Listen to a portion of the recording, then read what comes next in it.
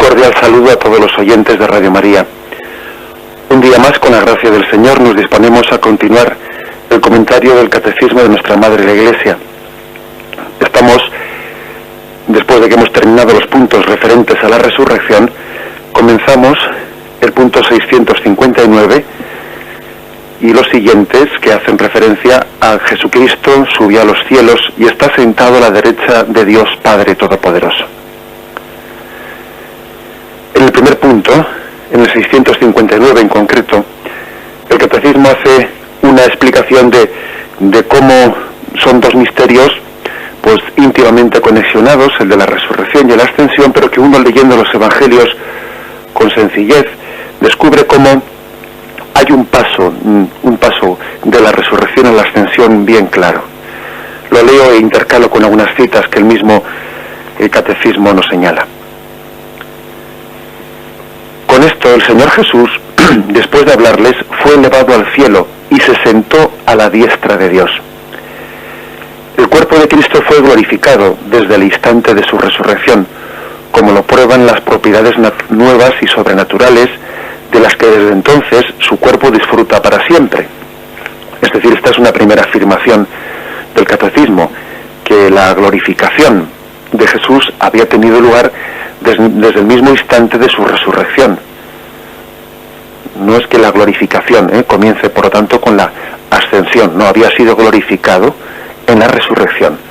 Tampoco se puede decir que la resurrección fuese una glorificación a medias y que entonces la ascensión pues complete la glorificación. Tampoco es correcto decir eso. La glorificación de Cristo tiene lugar en su resurrección, como dice el Catecismo, que se prueba, esto queda patente, por las propiedades nuevas y sobrenaturales, ¿no?, que tiene el cuerpo resucitado de Cristo.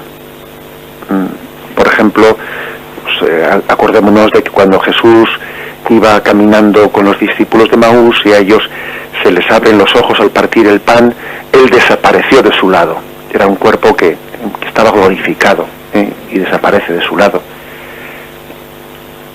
También cuenta Juan 20:19 que al atardecer de aquel día, el primero de la semana, estaban ellos cerrados por miedo a los judíos, con las puertas pues estaban totalmente cerrados, y entonces se presenta Jesús en medio de ellos y les dice: paz a vosotros. Es decir, el cuerpo resucitado de Cristo tiene pues unas manifestaciones gloriosas, no sensibles, supera por lo tanto pues las cualidades materiales de un cuerpo y está glorificado. Eso está claro, ¿no? Ya hemos tenido ocasión de hablar de ello en programas anteriores. Pero continúa el Catecismo: pero durante los 40 días en los que Él come y bebe familiarmente con sus discípulos y les instruye sobre su reino, su gloria aún queda velada bajo los rasgos de una humanidad. Bueno, pues el caso es que ha habido 40 días tras la resurrección en los que tienen lugar esos encuentros sensibles, esos encuentros que son de alguna manera perceptibles por los sentidos. Hay 40 días tras la resurrección en los que Jesús se encuentra, y se encuentra sensiblemente con sus apóstoles. Hay un texto especialmente fuerte, que es el de Hechos 10:41, donde dice: a Jesús, Dios le resucitó al tercer día y le concedió la gracia de aparecerse, no a todo el pueblo, sino a los testigos que Dios había escogido de antemano, a nosotros que comimos y bebimos con Él, después que resucitó de entre los muertos. O sea que los apóstoles hablan de que tuvieron 40 días en los que comieron y bebieron con Él después de resucitado. Fueron 40 días de gracia especial. 40 días de gracia especial en los que se les dio, Dios tuvo la misericordia de encontrarse sensiblemente con ellos. Bien, eso también está reflejado en el comienzo de los Hechos de los Apóstoles, cuando también hace referencia a esos 40 días. Dice así, pues que a los apóstoles, después de su pasión, se les presentó dándoles muchas pruebas de que vivía, apareciéndoseles durante 40 días y hablándoles acerca de lo referente al reino de Dios. O sea que hubo como 40 días especiales tras la resurrección de Cristo. 40 días especiales en los que esa presencia de Cristo todavía no había sido elevada al cielo. Es difícil, después, no sé, pues ya intentaremos, ¿no?, profundizar un poco en si Cristo había sido glorificado, pues qué le añade el ser elevado al ser glorificado. Bueno, son misterios que se nos escapan, ¿no? Pero nosotros seamos sencillos y partamos del Evangelio tal y como se nos narra, ¿eh? Y ahí se habla de que hubo, después de que Cristo fue glorificado en la resurrección, se habla de que hubo 40 días especiales, 40 días en los que Cristo todavía no había sido elevado, y tenía, ¿no?, y tenía pues una presencia sensible. Dice el catecismo que en esos 40 días, pues la gloria de Dios aún estaba velada por su humanidad. Velada quiere decir que, bueno, pues que todavía, aunque era una humanidad nueva y que estaba glorificada, que todavía esa humanidad la velaba. Y de hecho, bueno, pues de hecho está claro que Jesús se aparecía con unas formas sensibles en las que ellos les costaba reconocer a quienes se estaba escondiendo, ¿no?, en esa humanidad. Os pongo un par de textos, ¿no? El texto de María Magdalena llorando junto al sepulcro. Ellos, al oír que vivía y que había sido visto por ella, no creyeron. Después de esto se apareció, dice aquí, bajo otra figura. Es decir, después de haberse aparecido a María Magdalena y ella le costaba reconocerle, pensando que era el hortelano, se equivocó, había una figura humana que estaba como ocultando, ¿no?, velando la divinidad de Jesucristo, les costaba reconocerlo. Es curioso que en Marcos 16:12 se hace una referencia a lo de los discípulos de Maús que se cuenta en Lucas, porque se dice: después de esto se apareció bajo otra figura a dos de ellos que iban de camino a una aldea. Se referirá probablemente a la aldea de Maús. O sea, se apareció bajo otra figura. O sea que había también una figura humana que velaba, a ellos les costaba reconocerla, que estaba velando la presencia de Dios. Sus ojos todavía estaban retenidos, ¿no?, retenidos para poder descubrir que la gloria de Dios, la presencia consumada de la divinidad de Dios en Cristo, se escondía bajo esa figura que les costaba reconocerla. Bien, pues el catecismo da un paso más y dice: la última aparición de Jesús, tras estos 40 días especiales, termina con la entrada irreversible de su humanidad en la gloria divina, simbolizada por la nube, donde Él se sienta, simbolizada por la nube y por el cielo, donde Él se sienta para siempre a la derecha de Dios. Bueno, pues el caso está que tras esas apariciones especiales que tienen lugar durante 40 días, finalmente hay una última aparición, una última manifestación visible de Cristo, que está ligada a una ascensión, está ligada a una exaltación a los cielos. Y después de esa última exaltación en la que Cristo se oculta tras una nube, ya no le vuelven a ver. Y esos 40 días de gracia, de apariciones sensibles, terminan pues tal y como nos narran los Hechos de los Apóstoles. Y dicho esto, fue levantado en presencia de ellos y una nube le ocultó a sus ojos. Estando ellos mirando fijamente al cielo mientras se iba, se les aparecieron dos hombres vestidos de blanco que les dijeron: Galileos, ¿qué hacéis ahí mirando al cielo?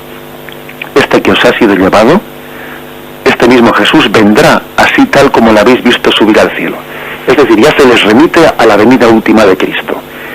Y ya, bueno, pues entienden que ha terminado ese periodo de 40 días en el que Jesús ha tenido la gracia, ha tenido la misericordia de aparecerse sensiblemente, una vez que Cristo es elevado y es ocultado bajo esa nube.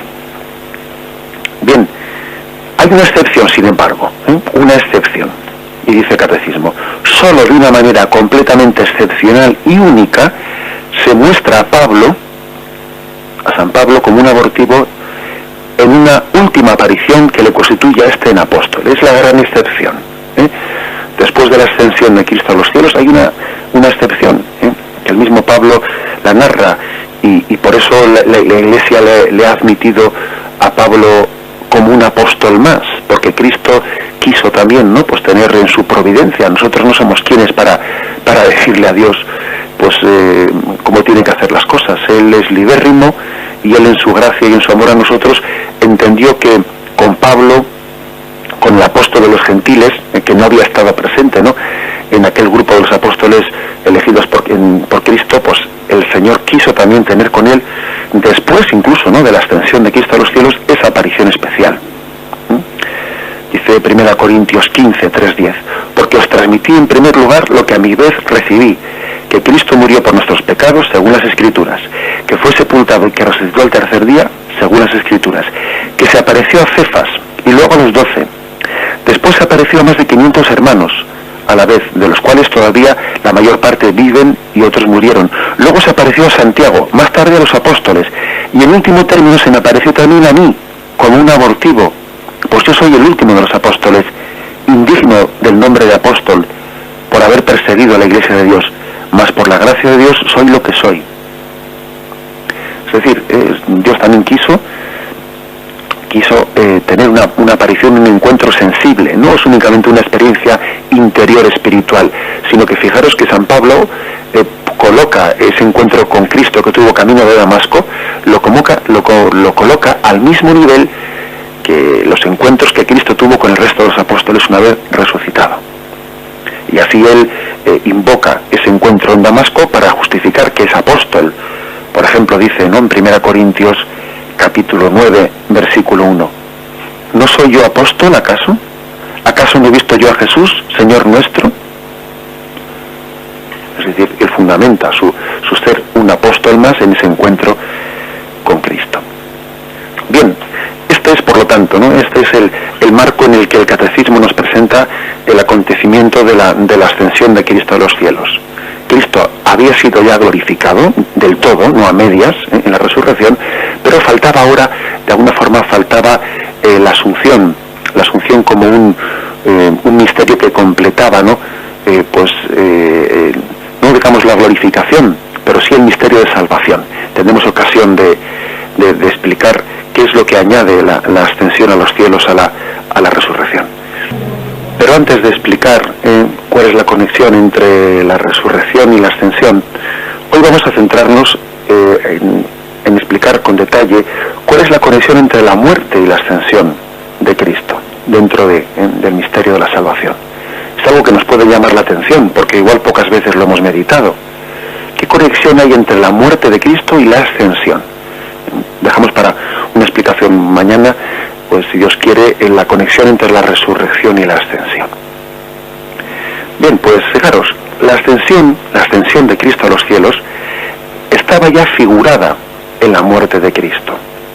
Según el Evangelio de San Juan especialmente, Jesús consideró por anticipado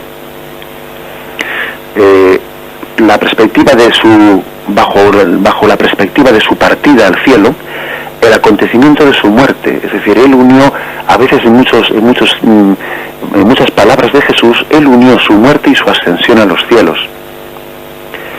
Las palabras con las que durante la cena anuncia a sus discípulos su partida inminente se aplican en primer lugar a la muerte, pero aluden también a su ascensión al cielo. Después de haberles dicho, ¿no?, en ese discurso después de la cena, a donde yo voy, vosotros no podéis venir ahora. Jesús declara, ¿no?, voy a prepararos un lugar. Jesús habla de la muerte que les sobreviene, y también está hablando al mismo tiempo en dos niveles, ¿no? Está refiriéndose a que va a morir y a que va a ascender al cielo, y que va a un lugar al que ellos ahora no pueden ir, y va a prepararles un lugar. En la casa de su Padre hay muchas estancias, y él va a prepararles un lugar. Igualmente, la promesa de la venida del Espíritu parece implicar, pues no solamente el hecho de la muerte, sino el de la obtención en el cielo del poder para enviar el Paráclito. Os conviene que yo me vaya, porque si no me voy, no vendrá a vosotros el Paráclito, pero si me voy, os lo enviaré. O sea que para Jesús casi irse, es decir, morir, es sinónimo de, bueno, es casi la figura de ir al cielo, para prepararles un lugar, para posibilitar el envío del Espíritu Santo. En estas palabras aparece como una vinculación, ¿no?, de Pentecostés con la muerte y con la ascensión. con esa fórmula que él utiliza de si me voy, y me voy se refiere a la muerte, me voy se refiere a la ascensión al cielo. Bien, todavía más significativa, todavía más gráfica, si cabe, ¿no?, es la asociación de la muerte con la ascensión en esa perspectiva de la elevación de la que habla la Sagrada Escritura, cuando Jesús anuncia que Él será elevado. Emplea un término pues que está tomado pues de Isaías 52, del Cántico del Siervo, Isaías 52:13, que dice: he aquí que prosperará mi siervo, será enaltecido, levantado y ensalzado sobremanera. Así como se asombraron de él muchos, pues tan desfigurado tenía el aspecto que no parecía hombre ni su apariencia humana, otro tanto se admirarán muchas naciones, ante él cerrarán los reyes la boca, pues lo que nunca se les contó verán, y lo que nunca oyeron reconocerán. Fijaros que aquí se habla de que el siervo de Yahvé va a ser levantado, ensalzado, y lo dicen tanto por la crucifixión como por la ascensión a los cielos. Desfigurado no tenía apariencia humana, Jesús elevado en la cruz no tenía apariencia humana, pero luego de la misma forma dice: se admirarán muchas naciones al verle ensalzado, es decir, Jesús es levantado en la cruz, y esa elevación en la cruz está prefigurando la elevación a los cielos. Esto es lo que especialmente, ¿no?, el Evangelio de San Juan remarca. El evangelista San Juan se cuida de decirnos que Jesús sugería de esta forma la clase de muerte que le aguardaba, su elevación sobre la cruz. Cuando dice él: y yo, cuando sea levantado de la tierra, atraeré a todos hacia mí, dice Juan 12:32, ¿no?, en un texto misterioso en el que parece que Jesús, no se sabe muy bien si está hablando de la crucifixión o de la elevación a los cielos, de las dos cosas al mismo tiempo, está mezclando los dos planos. Por sí mismo, ¿no?, esta predicción de Jesús tiene por objeto el poder soberano que tendrá Cristo elevado de la tierra. Se refiere a la exaltación gloriosa, pero cuyo signo sensible es la elevación sobre la cruz. Este es el misterio, que Cristo reina desde la cruz. Desde la cruz. Hay otras dos especies de predicciones de elevación, ¿no?, en el Evangelio de San Juan. Cuando Moisés levantó la serpiente en el desierto, como Moisés levantó la serpiente en el desierto, así tiene que ser levantado el Hijo del Hombre, para que todo el que crea tenga vida eterna por él. Juan 3, versículos 14 al 15, ¿no? La idea de la ascensión acaba precisamente de ser expresada en un versículo antes, ¿no? Nadie ha subido al cielo sino el que bajó del cielo, el Hijo del Hombre que está en el cielo. Y ahora dice esta frase, ¿no? Como Moisés levantó la serpiente en el desierto, así tiene que ser levantado el Hijo del Hombre. La elevación, ese ser elevado, apunta pues hacia una subida gloriosa al cielo, pero comporta por lo demás un poder de salvación análogo al de la serpiente de bronce, el poder de conferir la vida eterna, ¿no? Esa serpiente de bronce que era levantada en el estandarte por Moisés, que cuando alguien era mordido por una serpiente, pues el pueblo de Israel miraba aquella serpiente levantada en el estandarte y quedaba sano. Imagen del Cristo crucificado, cuya muerte es salvífica para nosotros, e imagen de Cristo elevado sobre los cielos, que desde allí nos da toda la gracia salvadora de Dios. Y fijaros, hay un tercer texto todavía, un tercer texto de San Juan, que habla de la elevación, también ligada a la imagen de la crucifixión. Juan 8:28. Cuando hayáis levantado al Hijo del Hombre, entonces sabréis que yo soy. La acción de levantar al Hijo del Hombre, atribuida a los adversarios, significa la crucifixión, está claro, También significa la elevación a la gloria, ya que a continuación de esa muerte, los adversarios tendrán que reconocer la divinidad de Cristo: yo soy. Igual que aquel centurión, una vez de haber crucificado a Jesucristo, viendo cómo moría, ¿no?, dijo: verdaderamente este eres el Hijo de Dios, este era el Hijo de Dios. Cuando me levantéis, reconoceréis que yo soy. ¿De qué modo, pues, no se puede precisar esa conexión entre la muerte y la ascensión? situándolas no en el mismo hecho de la elevación. Cristo es elevado en la cruz y Cristo es elevado a los cielos. El Maestro ha señalado su muerte en la cruz como un signo y como un origen de la exaltación gloriosa. El hecho es que Jesús las ve en una sola mirada. Jesús en una sola mirada ve el ser levantado en la cruz y ver ser levantado en los cielos. Indica de esta forma Jesús que en el género de muerte que va a tener se esboza como un signo sensible de lo que va a ser la elevación en los cielos. La muerte contiene ya en sí misma como un símbolo de la exaltación suprema al cielo. Es una gran lección para nosotros, Nosotros también deberíamos de tener esa capacidad, como Jesús la tuvo, de ver en nuestra propia enfermedad, en nuestra propia muerte, en la forma en la que Dios disponga, ¿no? Pues que vivamos nuestra muerte, nuestra enfermedad y muerte, ver como un signo de la exaltación al cielo. Ver esos dos misterios integrados el uno en el otro, no divorciarlos una cosa de la otra. Jesús vio en la cruz una especie de catapulta del cielo, un misterio que lo significaba. Esta conexión se confirma de otra manera también en el mismo Evangelio de San Juan, en una escena de la pasión en la que San Juan pues también hace una especie de anticipación de la elevación regia de Cristo sentado a la derecha del Padre. Me refiero a que Pilato hizo sentarse a Jesús en el tribunal. Lo dice Juan 19:13.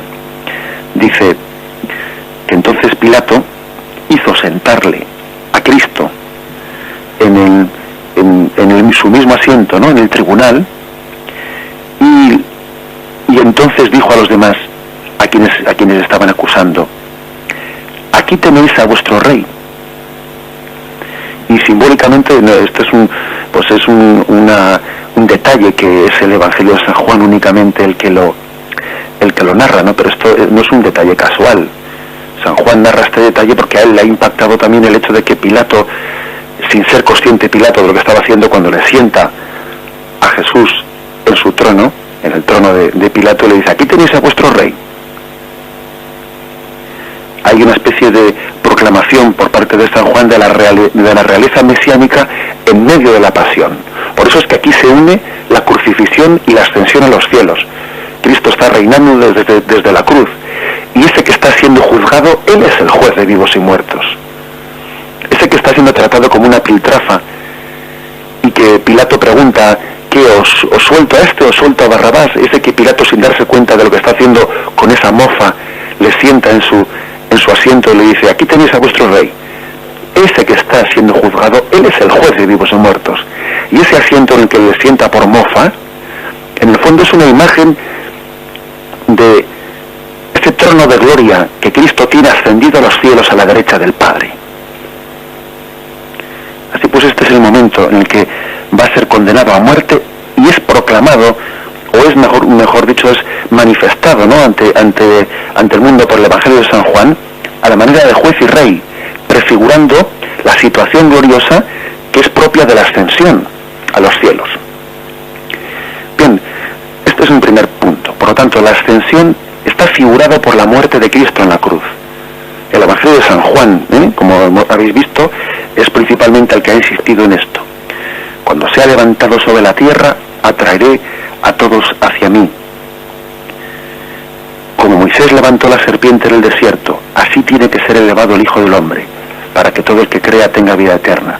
Cuando hayáis levantado al Hijo del Hombre, entonces sabréis que yo soy. Hoy vamos a meditar en estos textos en los que se une el misterio de la elevación de Cristo en la cruz, al mismo tiempo que figurando en ella la elevación de Cristo en la ascensión de los cielos, explicando la conexión entre la muerte y la ascensión de Jesucristo. Y si el primer aspecto, sobre todo referido al Evangelio de San Juan, era la ascensión figurada por la muerte, por la elevación de Cristo en la cruz, el segundo aspecto está más bien ligado a las cartas de San Pablo, donde la ascensión se contrasta con la muerte de Cristo. Se utiliza otra figura distinta, que puede parecer la contraria a San Juan, pero al final dicen lo mismo, lógicamente. En las cartas de San Pablo, muerte y ascensión son dos acontecimientos en dirección inversa. Es como la bajada y la subida. La muerte de Cristo es el descenso y la ascensión es el ascenso. hay especialmente un texto que nos es muy conocido a todos, ¿no? Ese que rezamos en las primeras vísperas de los domingos, el cual, siendo de condición divina, no hizo alarde de su categoría de Dios, sino que se despojó de su condición divina, haciéndose semejante a los hombres y apareciendo en su porte como hombre, y se humilló a sí mismo, obedeciendo hasta la muerte, y muerte de cruz, por lo cual Dios le exaltó y le otorgó el nombre sobre todo nombre. Es decir, en esta visión de San Pablo, la ascensión es como el efecto contrario de la consecuencia divina, ¿no? La consecuencia en la lógica divina, la ascensión proporcional al descenso que Cristo había tenido en su humillación. El contraste entre la bajada a las partes inferiores de la tierra y la subida por encima de todos los cielos, ¿no? Que también podemos verlo en Efesios 4:9. Cristo se humilla en la obediencia y Dios le exalta, ¿no? En la ascensión. En la medida en que es profunda la bajada, el descenso, pues todavía es más gloriosa la elevación. Pablo señala pues que una cosa es proporcional a la otra, porque en ese mismo texto que hemos leído de Filipenses dices, por lo tanto, Dios le exaltó. Aunque la imagen de San Pablo, ¿no?, de un movimiento descendente y ascendente, ¿no?, pues difiera un poco de la anterior que hemos dicho de San Juan, la idea es la misma, que la muerte es origen o causa de la ascensión. Y esto tiene muchas implicaciones, ¿no? Tiene muchas implicaciones en los mismos evangelios sinópticos. El que se humille será ensalzado. El que se ensalce será humillado. Tú cuando vayas a un banquete no elijas el primer lugar. Siéntate en el último lugar. Y entonces vendrá aquel que te ha convidado y te elevará al primer lugar. Es decir, el Evangelio está también lleno de este mismo espíritu. El espíritu de descender para que Dios ascienda. No te eleves tú abájate y deja en manos de Dios el que te eleve, el ser elevado. El que se humille será ensalzado, el que se ensalce será humillado. Esta perspectiva pues está muy, muy remarcada, primero por San Pablo en lo que se refiere a Jesucristo, y digamos por los evangelios en lo que se refiere a aplicarnos a nosotros ese principio, el principio de la humillación como camino, ¿no?, de ser ensalzado, de la glorificación. A veces nosotros nos olvidamos de esa ley de la humildad, de esa ley del abajamiento, y podemos caer en el gran pecado de buscar una gloria humana que no pase, ¿no?, por esta ley del abajamiento, y entonces dejamos de ser cristianos en nuestro espíritu. Y un paso más, también en lo que se refiere sobre todo a la carta de los Hebreos, si decimos en este segundo punto que la ascensión se contrasta con la muerte, la ascensión en la perspectiva de la carta a los Hebreos es introducida por la muerte de Cristo. En la epístola a los Hebreos se emplea una nueva imagen que sintetiza el contraste y la continuidad entre muerte y elevación. Es la imagen del sacrificio solemne realizado por el sumo sacerdote en la fiesta del Kipur, en la fiesta judía, a semejanza del sumo sacerdote judío que en ese día penetraba en lo más íntimo del Santa Santorum, en lo más íntimo en lo más sagrado del templo, y allí rociaba con sangre el altar propiciatorio. Cristo entró mediante su propia sangre en el santuario celeste. O sea que es otra imagen en la que se une muerte y ascensión a los cielos. Pero fijaros que es por otra vía distinta. Como el sumo sacerdote en el Antiguo Testamento entraba, ¿no?, en ese día de la propiciación y rociaba con sangre, así también Cristo ha entrado por su muerte, rociando con su sangre en el santuario celeste. Lo podéis leer en el capítulo 9 de la carta a los Hebreos, versículos 12 al 24. Dice allí, hablando de Jesucristo como sacerdote, ¿no? Y penetró en el santuario, una vez para siempre, no con sangre de machos cabrillos ni de novillos, sino con su propia sangre, consiguiendo una redención eterna. Pues si la sangre de machos cabríos y de toros y la ceniza de vaca santificada con su aspersión con su aspersión a los contaminados el orden a la purificación de la carne, cuánto más la sangre de Cristo, que por el Espíritu Eterno se ofreció a sí mismo sin tacha a Dios, purificará de las obras muertas nuestra conciencia para rendir culto a Dios vivo. Por eso es mediador de una nueva alianza, para que interviniendo su muerte para remisión de las transgresiones de la primera alianza, los que han sido llamados reciban la herencia eterna prometida. Pues donde hay testamento se requiere que conste la muerte del testador, ya que el testamento es válido en función de defunción, no teniendo valor en vida del testador. Así tampoco la primera alianza se inauguró sin sangre, pues Moisés, después de haber leído a todo el pueblo los preceptos según la ley, tomó la sangre de los novillos y machos cabríos con agua, lana escarlata y hisopo, y roció el libro mismo y a todo el pueblo, diciendo: esta es la sangre de la alianza que Dios ha ordenado para vosotros.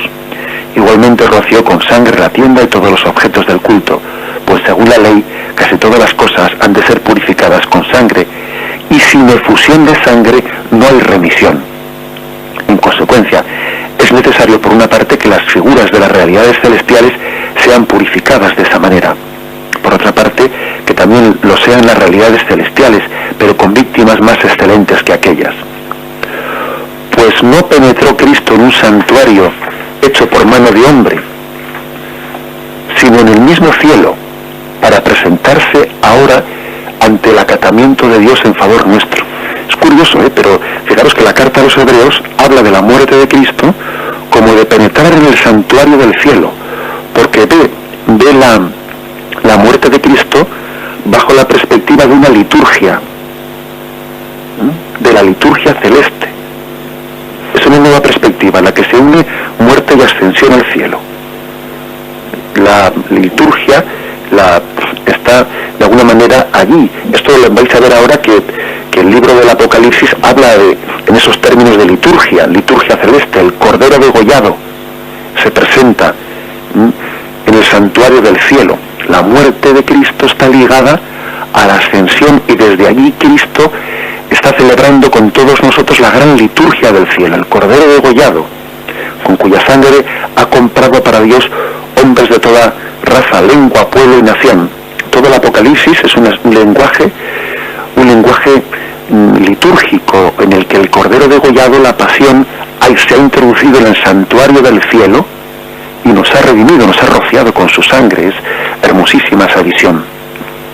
Entonces vi de pie en medio del trono y los cuatro vivientes y de los ancianos un cordero como degollado. Bien, es una nueva perspectiva. A diferencia de San Juan, la epístola a los Hebreos lo que hace es no tanto ya ver la ascensión perfilada en la muerte, pero sobre todo ver en ambas el mismo movimiento. La ascensión y la muerte de Cristo nos introduce en la liturgia celeste en la que Cristo ha sido elevado. El sacrificio desemboca en la elevación gloriosa, en el acto redentor. Cabe añadir pues que esto que vemos, muerte y ascensión, son prolongación directa uno del otro, de tal modo que la muerte se termina en triunfo celeste, y en el triunfo se perpetúa el mérito de la muerte. El mérito de la muerte de Cristo está perpetuado en el cielo, en el santuario del cielo, en aquella liturgia celestial. El Cordero degollado está allí como celebrando esa liturgia. Bien, influenciados pues por esta epístola a los Hebreos, los padres, los santos padres, ven en la ascensión como una especie de consumación del sacrificio redentor. Así, por ejemplo, Hipólito de Roma, que es un santo padre de los primeros siglos, reconoce en la ascensión el punto culminante de la oblación de Cristo. Subió al cielo el primero y ofreció a Dios el hombre como un don. Algo parecido también nosotros en esa parte de la Santa Misa, ¿no? Cuando se ha renovado, ¿no?, la consumación de la muerte y resurrección de Cristo, el momento en que elevamos el pan y el vino, decimos: por Cristo, con Él y en Él, a ti, Dios Padre omnipotente. También parece que estamos como queriendo prefigurar un poco la ascensión de Cristo, es decir, el sacrificio de Cristo asciende a los cielos. Es una elevación en la que es como el Cordero degollado que está celebrando la liturgia en el cielo. también podemos entenderlo así cuando celebremos la Santa Misa, en ese por Cristo, con Él y en Él. Es la ascensión de Cristo a los cielos, entrando en ese santuario celestial. Esa visión del sacrificio consumado en la glorificación celeste, pues tiene muchas consecuencias litúrgicas. Por ejemplo, en la antigua liturgia cristiana egipcia, fijaros ni más ni menos, ¿no?, hay una plegaria que decía: cuantas veces comáis este pan, daréis testimonio de mi muerte y confesaréis mi resurrección y mi ascensión hasta que vuelva. Curiosamente, en esa antigua liturgia cristiana egipcia se hablaba de la unión entre resurrección y ascensión. Confesaréis, cada vez que celebréis la Eucaristía, confesaréis mi muerte, resurrección y ascensión hasta que vuelva. En las liturgias principales de Oriente, ¿no?, especialmente las tres etapas de la obra redentora, pues son expresadas como pasión, resurrección y ascensión. Nosotros quizás hemos simplificado la liturgia, y cuando decimos anunciamos tu muerte, proclamamos tu resurrección, bueno, en eso también incluimos la ascensión, pero es curioso pues que en la liturgia oriental se haya también respetado esa trilogía de pasión, resurrección y ascensión. Se trata de las tres etapas en las que se conmemora este misterio de la salvación. Ascensión también, como veremos, íntimamente ligada o casi unida al envío del Espíritu Santo. Bien, dejamos aquí esta explicación del misterio de la ascensión de Cristo a los cielos. Esta parte que hemos explicado de cómo está ligada el misterio de la muerte a la ascensión, especialmente la tenéis en el punto 662 del Catecismo. Ahí explica ese texto: cuando yo sea levantado de la tierra, atraeré a todos hacia mí. Es el punto en el que nos hemos centrado especialmente. Si Dios quiere, pues continuaremos mañana esta explicación de estos puntos referidos a la ascensión de Cristo a los cielos. Ahora vamos a dar paso a la intervención de los oyentes. Podéis participar con vuestras preguntas o vuestras aportaciones llamando al teléfono 917 107 700. 917 107. Buenos días, soy María Julia de Madrid. Buenos días. Mire, quería preguntarle una cosa. Creo que es en un texto de Colosenses, que dice que cuando que Cristo reconcilió consigo todos los seres del cielo y de la tierra. Yo entiendo que cuando dice los de la tierra, la remisión de todos los hombres, ¿no? Pero cuando dice lo de los cielos, ¿qué dice? A lo mejor no tiene mucho que ver con el texto, pero es una cosa que se me ha, como un interrogante que se me ha repetido durante todo el texto, ¿no? En la resurrección de Cristo, en la ascensión de Cristo, en la remisión de Cristo. ¿Qué quiere decir eso, lo de los cielos? Reconcilió consigo todos los seres, los del cielo y los de la tierra. Bueno, vamos a ver, la verdad es que igual tenemos que estudiar un poquito con más detenimiento, pero a mí me sugiere así a primera vista, me sugiere, yo creo que también la comunión entre la iglesia celeste y la iglesia que va peregrinando, esa comunión en la que, bueno, pues nosotros, en la medida en que estamos reconciliados en Cristo, Cristo reconcilia, o sea, Cristo une, integra, ¿no?, la iglesia gloriosa con la iglesia purgante, con la iglesia peregrinante. Es decir, también tengamos en cuenta que los que están en el cielo han sido reconciliados en Cristo, pues porque Cristo les ha, bueno, si están en el cielo es porque han sido salvados en Cristo. Los que están purgando están siendo también purificados y redimidos por la gracia salvadora de Cristo. Los que estamos todavía peregrinando, ¿no? Es decir, hay una comunión entre todas las dimensiones de la iglesia, bien sea triunfante, bien sea purgante, bien sea militante. Creo que podría ser una forma de entender ese texto. Gracias. Bien, muchas gracias. Adelante, tenemos a un oyente más a la espera. Buenos días. Buenos días. Mire, yo lo que más me admiro, lo que más admiro de Jesús, que para salvarnos se metió en nuestra pobre humanidad, humillándose y enseñándonos, y yo lo que tengo es que una duda, que también perdió su divinidad que él tenía cuando estaba en el cielo, antes de meterse en nuestra divinidad, que él tenía mucho poder y Él sabía todo lo que le esperaba ya, la muerte en la cruz por nosotros. Nos dio tanto amor que se entregó en todo, en la humanidad, en privarse de la divinidad también. Ya. Eso es lo que yo quería de acuerdo, preguntar y saber si él se privó también de su divinidad que tenía cuando estaba antes de venir de niñito a Belén. De acuerdo, bien, y luego hasta que murió en la cruz, que fue cuando ya cogió otra vez toda su divinidad. De acuerdo, le respondo por la radio, era su pregunta. Bien, esta oyente hace una pregunta interesante, ¿no? Y creo que la respuesta está en ese texto de Filipenses, ¿no? Que es el himno ese que rezamos en primeras vísperas. Siendo Dios, a pesar de su condición divina, no hizo alarde de su categoría de Dios. Otras traducciones dicen, no retuvo ávidamente su condición divina, no hizo alarde.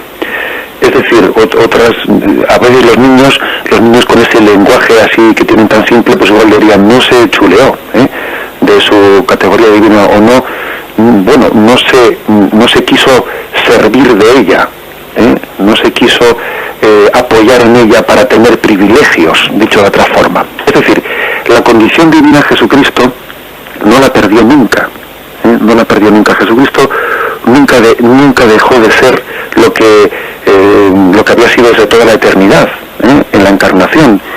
Es que por otra parte es imposible, es decir, que Dios deje de ser lo que es algo absolutamente imposible. Pero el misterio de la encarnación es un misterio de anonadamiento, en el sentido de que precisamente la divinidad queda velada bajo la humanidad, no hizo alarde de su categoría de Dios.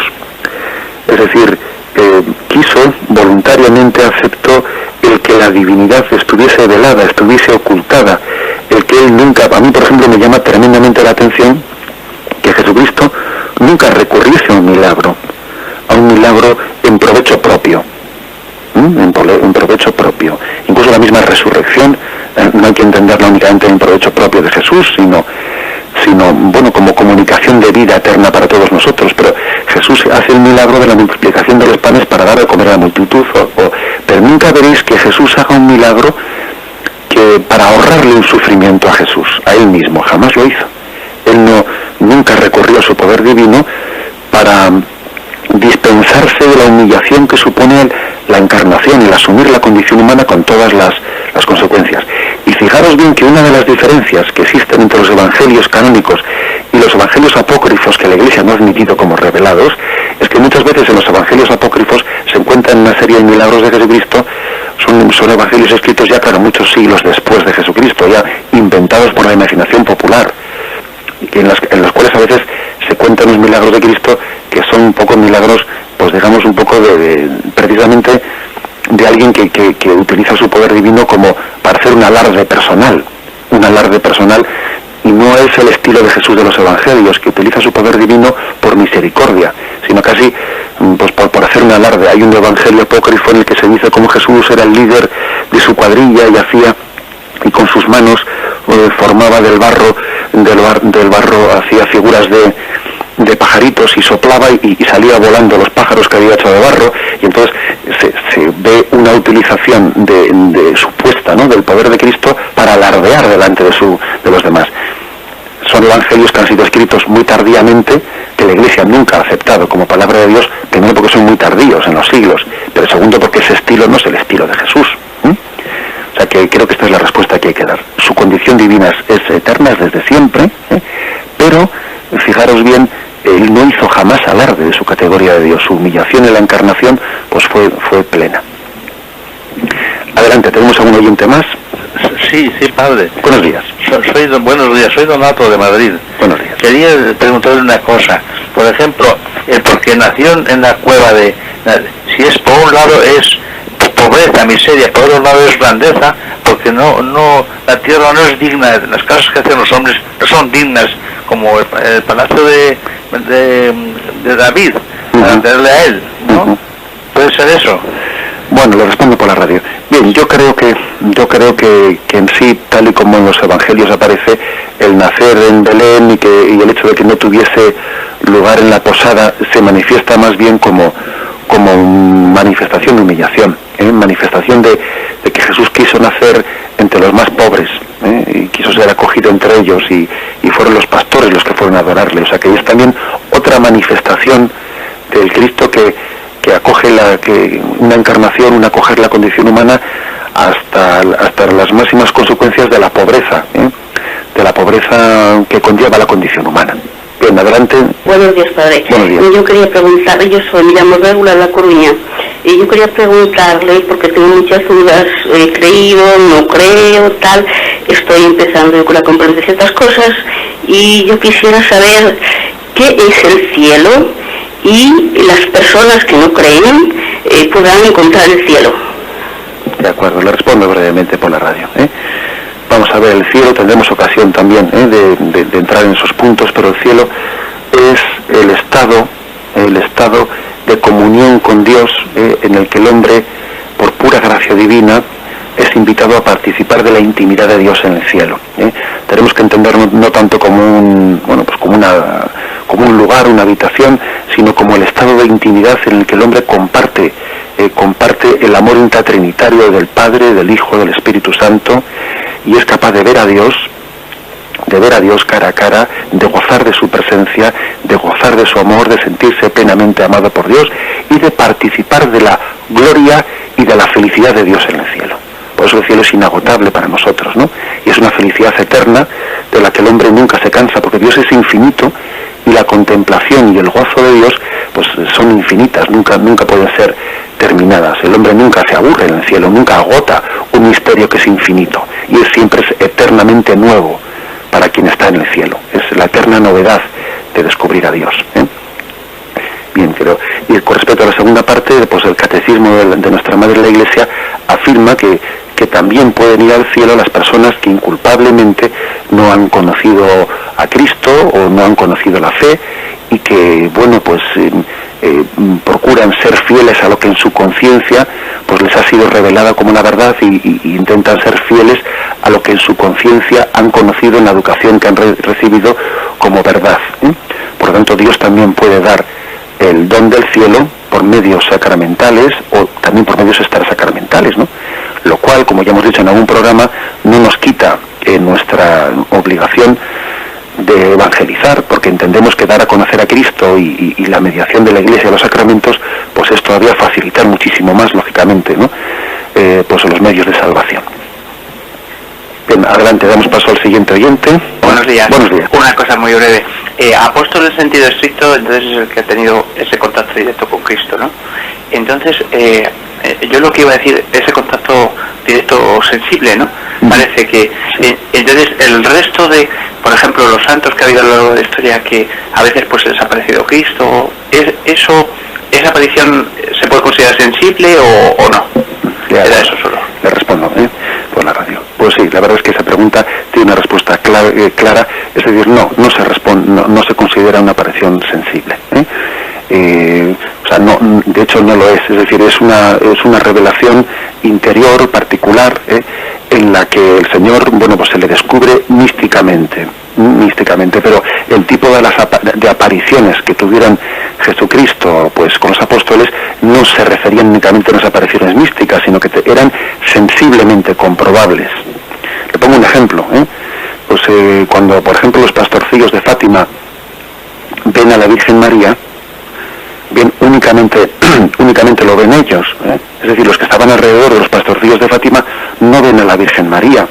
Quienes estaban alrededor de Santa Margarita María de Alacoque, cuando ella tiene pues la revelación del Sagrado Corazón, no ven al Sagrado Corazón, únicamente le ve ella, es decir, son revelaciones interiores. Es una revelación mística que tiene lugar en esa persona, pero no es perceptible por los sentidos. Sin embargo, los encuentros de Cristo resucitado con los apóstoles lo veían todos, o sea, ese Jesús era visible por los sentidos a todo el mundo, incluso aunque uno allí no hubiese sido creyente, veía exactamente igual a Cristo resucitado que le estaban viendo los apóstoles. Son percepciones sensibles para los sentidos, no son únicamente pues experiencias místicas que tienen lugar en el interior del alma.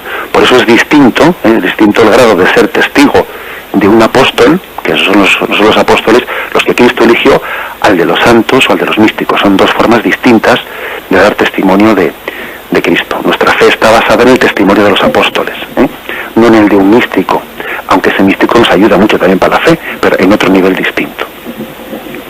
Bien, tenemos cumplido ya el horario y concluimos por hoy. Continuaremos, Dios mediante, pues con esta explicación del misterio de la ascensión de Cristo a los cielos. Alabado sea Jesucristo.